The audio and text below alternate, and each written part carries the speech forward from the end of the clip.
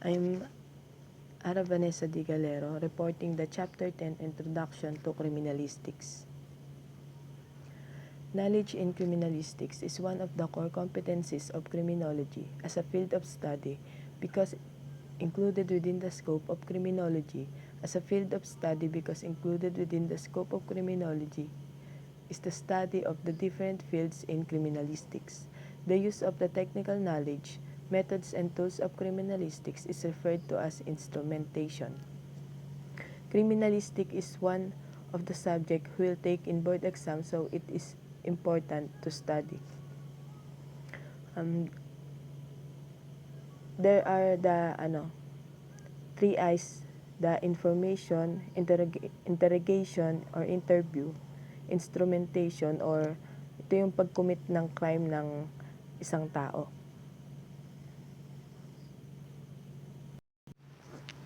Criminalistics is a branch of forensic science which includes personal identification, police photography, forensic ballistics, question documents examination, polygraphy, and legal medicine. The term criminalist was introduced by Hans Gross, the father of criminalists.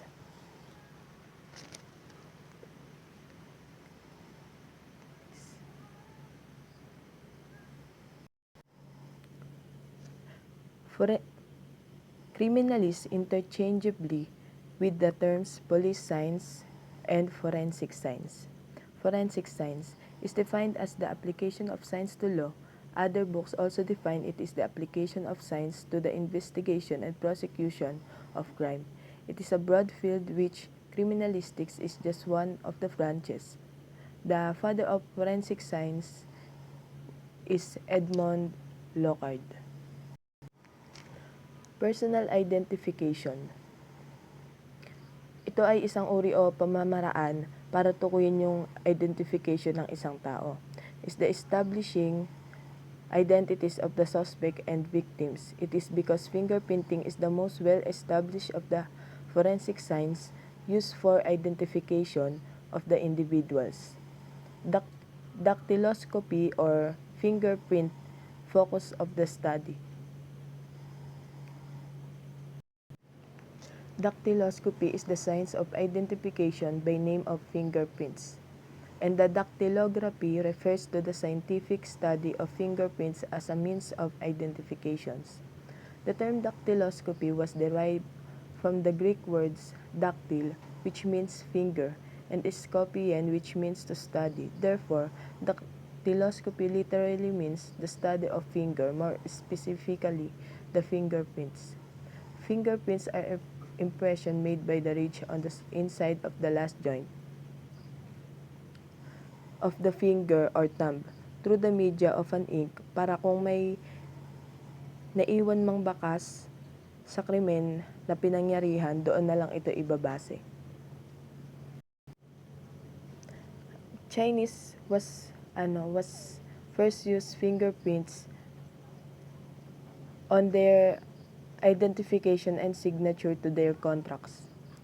Marcelo Malpighi was recognized as the grandfather of dactyloscopy, and Sir Edward Richard Henry known as the father of modern fingerprints. Henry System. The Henry System is the fingerprint classification system being used by the Federal Bureau of Investigation or FBI in the United States of America. In the Philippines, there are the NBI, National Bureau of Investigation, and the Philippine National Police or PNP.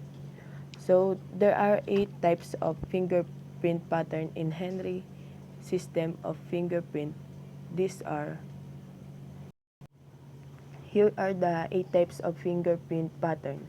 The plain arc, tented arc, ulnar loop, radial loop, plain whorl, central pocket loop, double loop whorl, and accidental whorl. There are 3 main categories, the arc, whorl, and loop. Sa arc, we have the two categories, the plain and the tinted. And sa whorl naman, there are three, the plain whorl, double loop whorl, accidental whorl. And sa loop naman, meron tayong three categories, which are the ulnar loop, radial loop, and the central pocket loop. There are three universally accepted principles that govern fingerprints identifications. One is the principle of individuality, states that there are no two persons having the same fingerprints. Yun, walang dalawang tao na pareho ang fingerprints. Hindi sila pwedeng magkamukha kasi magkakaiba tayo nun. And yung pangalawa is principle of permanency or constancy, states that the fingerprints remain the same throughout the person's lifetime. Mula pagkabata natin hanggang sa pagtanda, hindi na mababago yung fingerprints natin. And yung pangatlo is the principle of infallibility. Infallibility states that fingerprints cannot be fake or forged, and therefore they provide a reliable positive means of identification. Hindi mo pwedeng ipeke kasi reliable identification siya. That are the reason why we use fingerprints as our identification. Police photography. Photography is an art or science which deals with the reproduction of images through the action of light upon sensitized materials with the aid of a camera processes involved therein. The term was derived to two Greek words, phos which means light and graphos which means right. And the mechanical and chemical results of photography is a photograph which is produced through the use of a camera.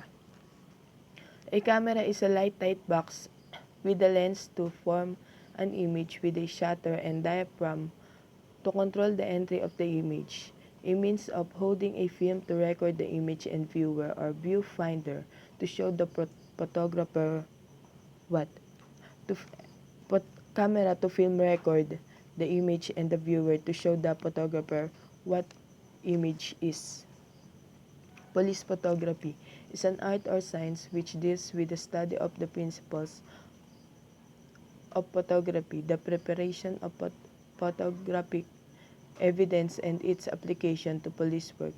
It is used for the identification purposes, recorded actions of offender in surveillance activities and for court exhibits.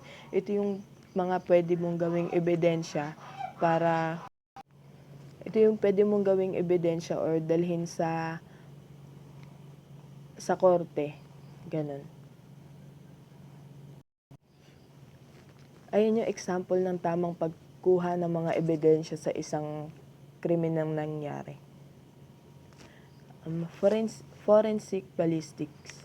Forensic ballistics is the examination of evidence relating to firearms at a crime scene, including the effect and behavior of projectiles and explosive devices. Ballistics is the science of the motion of the projects and the conditions that affect their motion. And the projectile refers to any metallic or ball which propelled from a firearm. Firearm is an instrument used for the propulsion of the projectile by means of the expensive force gases from burning gunpowder. So, meron tayong 4 branches of ballistics. The interior or internal ballistics. It deals with motion of the projectiles while it is still inside the firearm. Tutukoy sa motion o movement ng bala sa loob na nasa loob pa siya ng baril. The exterior or external ballistics naman, ito yung tumutukoy sa motion sa paglabas ng bala sa gun muzzle niya. Terminal ballistics. Ito yung impact ng bala doon naman sa target na. Tapos yung pang-apat is the forensic ballistics. is the study of the motion of projectile as applied to law or simply the science of firearm identification by means of the ammunition fired through them. Ginagamit natin siya as one of the evidence na merong firearm na involved sa pag-commit ng isang crime.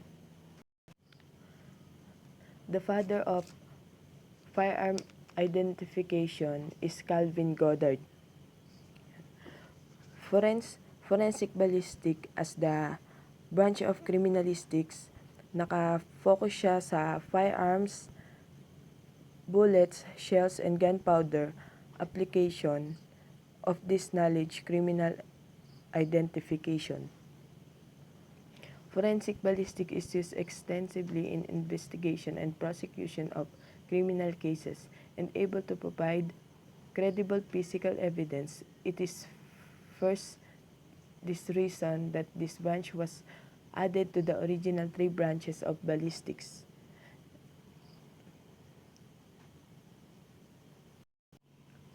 Question documents examination. Question documents examination is the branch of criminalistics which deals with examination of handwriting, typewriting, and signatures through the use of scientific tools and instruments to determine its authenticity or to prove forgery. Kapag may nangyayaring panggagaya or pamemeke ng isang pirma about kung legit ba ito. Document is any material which contains marks, signs, or symbols, either visible or invisible, that may present or ultimately convey meaning of message to someone. And yung question document is one in which a document in its entirety or in part is subject to question as to authenticity and or origin.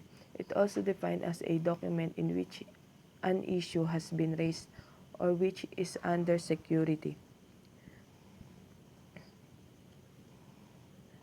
Forgery is the making of altering an instrument or documents with intent to defraud. It also defines as a copy that is falsely represented the original. Ito yung pamamaraan para manloko o manggaya sa isang document, kadalasan na pinipeke nito yung mga signature.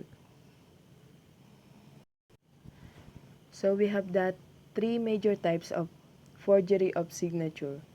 Number 1 is simple forgery, is a forget signature made without any attempt on the part of the forger to imitate or make a facsimile of the genuine signature of the person purported to sign the documents.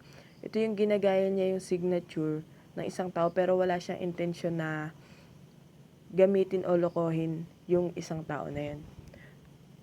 Number 2, simulated forgery is a forged signature made through freehand imitation of the signature to be forged. It is considered to be the most skillful type of forgery. Ito yung pinaka-skillful type of forgery kasi ginamitan niya to ng freehand lang. Ganun. And that 3 is trace forgery is attempt of the forger to make a close resemblance of the original by means of some tracing processes so as to transfer it to the fraudulent document. Isa kind of forgery is to attempt na magaya mo yung signature ng isang tao sa pamamagitan ng trace forgery. The father of question document examination was Albert S.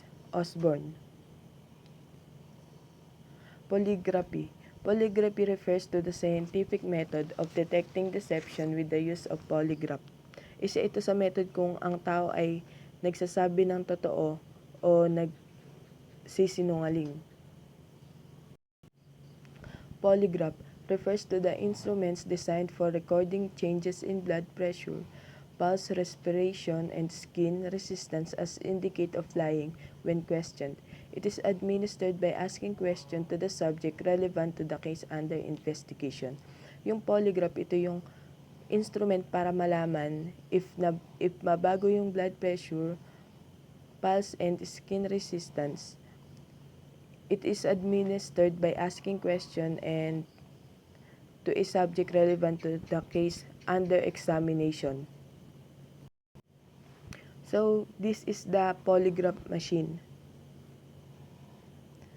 The term polygraph was derived from the two Greek word poly, which means many, and graphos, which means writings. Yan. The first used the words polygraph to describe one of his invention, a machine which could be made to rewrite repeatedly words or message. Siya si Thomas Jefferson, siya yung unang gumamit ng polygraph. Yan. But it is John Larson who is recognized as the father of scientific lie detection because he was the first to detect deception and verify truthfulness of a person in a more scientific way. Si John Larson naman siya yung nakagamit ng lie detection na para malaman kung nagsasabi ba ng totoo yung tao in a more scientific way. Yan.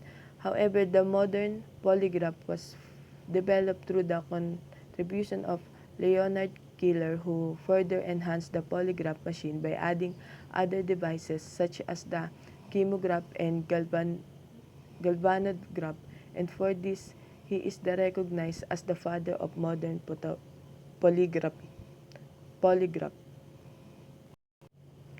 So, we have the three major parts of polygraph. The polygraph is composed of three major parts: the pneumograph, galvanograph, and the cardiopneumograph. Pneumograph records changes in the breathing pattern of respiration of the person, yung sa paghinga niya, ganun. Galvanograph records the skin resistance, sweating of the person. Yung kung pinagpapawisan ka na ba, ganun niya sa galvanograph. Sa may cardiopneumograph naman, records the changes in blood pressure and pulse rate.